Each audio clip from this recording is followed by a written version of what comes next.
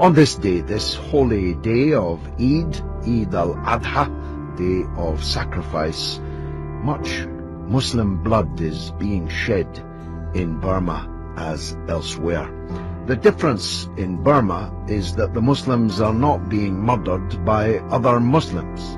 They're being murdered by Buddhists. Now, many of you, most of you will have imagined that Buddhists were very peaceable people who like to chant and meditate.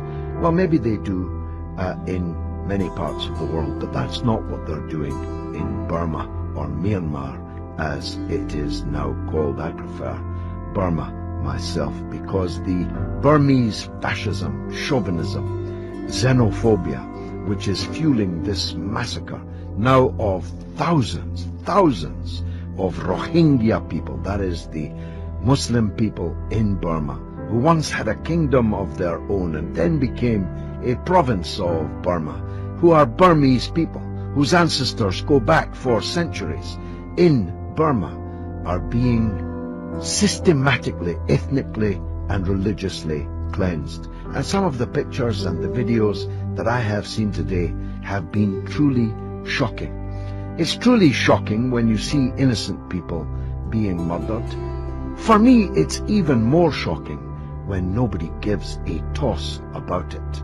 Now, it doesn't surprise me that the mainstream media in Britain and in other Western countries couldn't even tell you where Burma was, who the Rohingya people were, wouldn't be able to even begin to explain what's happening there in Burma.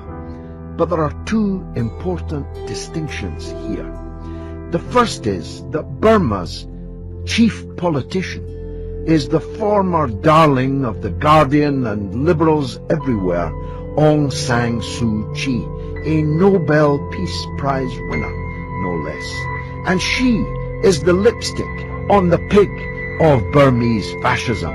She's the person going on television to justify the massacre of men, women and children, defenseless men, women and children in her own country. That's one distinction. The second distinction is this. Despite the fact that there are 2 billion Muslims in the world, despite the fact that the richest countries in the world are Muslim countries, despite the fact that Muslim countries have millions upon millions of men under arms, have air forces, navies, have armies that you couldn't even begin to count, and which are at war against other Muslims in Yemen and other places, not a single Muslim government has been able to raise a finger in defense of the Burmese Muslim community. Shame on them. And not a single jihadist has made their way from a curry house in Amsterdam or Brussels or South Wales. Not a single holy warrior that has otherwise been plotting to kill innocent people in Manchester or on London bridges. Not a single one of these so-called jihadists has been ready to go to Burma to defend the Muslims being massacred there right now.